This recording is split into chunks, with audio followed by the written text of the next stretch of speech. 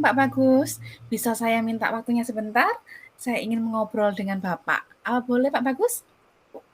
Waalaikumsalam warahmatullahi wabarakatuh. Wah, dengan senang hati. Mari duduk dulu. Apa yang mau diceritakan pada saya ini? Begini Pak, kemarin saya ada sedikit permasalahan yang menyangkut anak didik saya. Hal tersebut sangat mengganggu pikiran saya Pak. Kira-kira apa yang bisa saya bantu, Bu Emil? Dan apa yang ingin capai diskusi kita nanti? Saya hanya ingin mendapat solusi dari masalah saya Pak. Terus ada lagi. Kiranya saya ingin memberikan solusi kepada anak didik saya tentang cara memperbaiki belajar murid saya agar mendapatkan nilai yang optimal dan merasa nyaman ketika belajar. Baik, Bu Emil. Sebelumnya bisa diceritakan hal apa yang membuat anak didik Bu Emil merasa tidak nyaman dalam suatu mata pelajaran? Saya bingung, Pak. Siswa saya merasa diperlakukan tidak adil oleh guru les privatnya dalam pemberian nilai Apa ulangan, Pak yang Bagus. membuat Bu Emil merasa tidak adil? Begini, Pak. Oh iya, Guru tersebut membuka apa yang les membuat privat dan sebagian adil? besar murid di kelas Betul. itu mengikuti les itu. Kecuali kecuali murid saya itu dia tidak ikut les privat, tapi les biasa, Pak Bagus. Bisa dijelaskan lebih lanjut apa yang membuat murid Bu Emil merasa tidak adil dengan guru tersebut?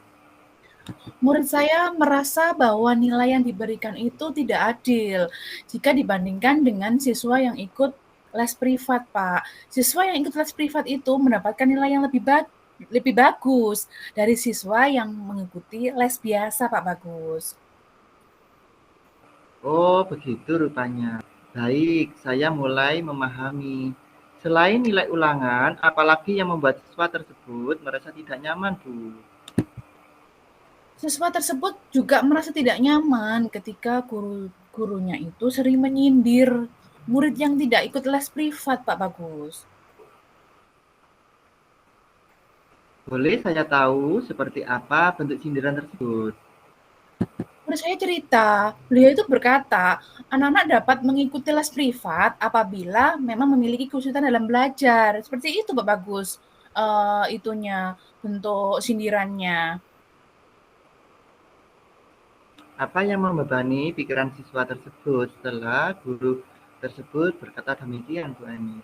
Iya, siswa saya jadi merasa guru tersebut menyindir, Pak, karena dia tidak ikut les privat. Oh, seperti itu rupanya. Iya, Pak. Siswa saya merasa tidak nyaman.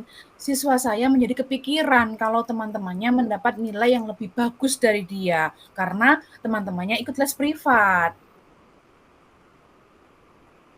Selama ini langkah-langkah apa yang telah siswa Ibu lakukan untuk mengobati rasa ingin tahu tentang hal itu? Siswa saya itu tanya ke teman-temannya yang ikut les privat. Tanya tentang materinya, Pak Bagus.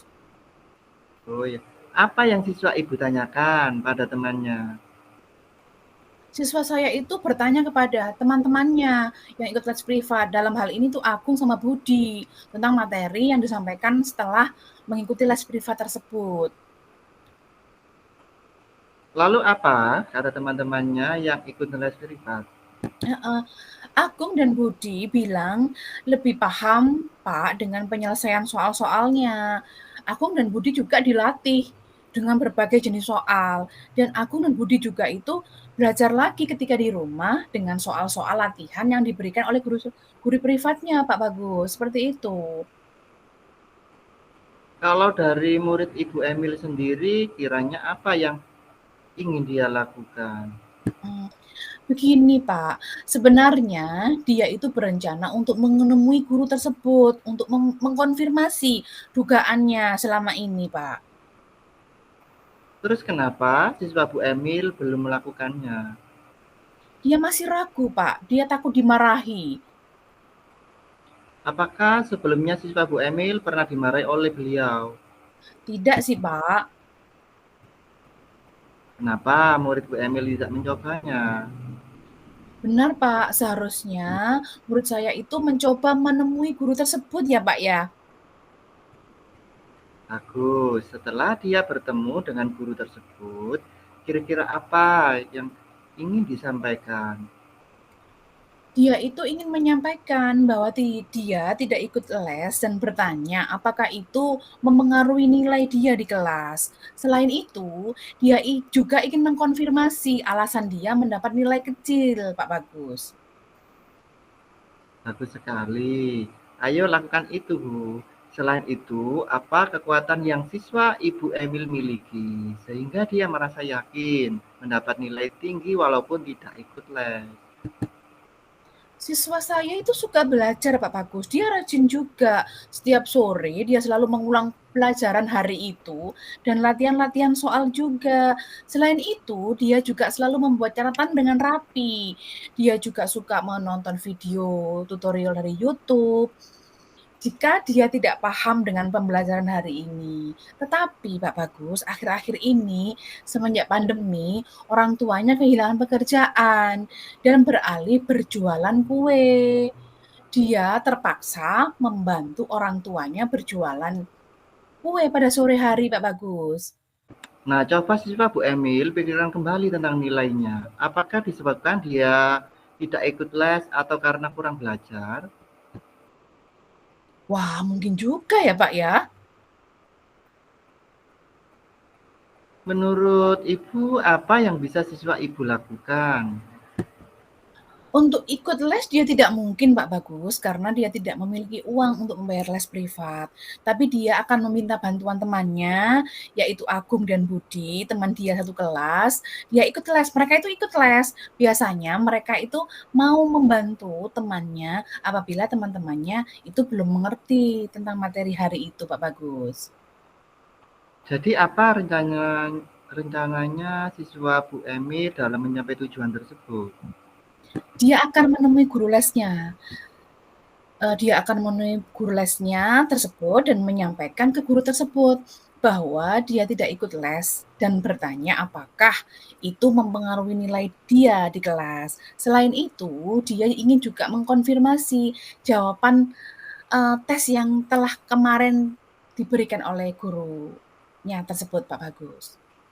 Dia juga akan Bagus belajar sekali. lebih giat lagi sehingga dia bisa mendapatkan nilai tinggi walaupun dia tidak ikut les. Jika dia menemui kendala, dia bisa meminta bantuan pada teman sekelasnya yaitu aku dan Budi tadi, Pak Bagus. Ya, bagus sekali, Bu. Saya sangat suka rencana itu. Lalu, komitmen apa yang ingin siswa Ibu lakukan untuk menjalankan rencananya? Eh, Besok siswa saya rencananya besok pagi akan menemui guru tersebut di sekolah, Pak. Selain itu, dia akan belajar dengan lebih giat lagi. Siapa yang akan siswa Ibu Emil mintai bantuan menjalankan komitmen tersebut? Siswa saya itu akan meminta bantuan teman sekelasnya, Pak Bagus, yaitu Agung dan Budi tadi untuk mengingatkan dia dan membantu dia dalam belajar, Pak Bagus. Nah, itu baik sekali untuk siswa Ibu Emil lakukan.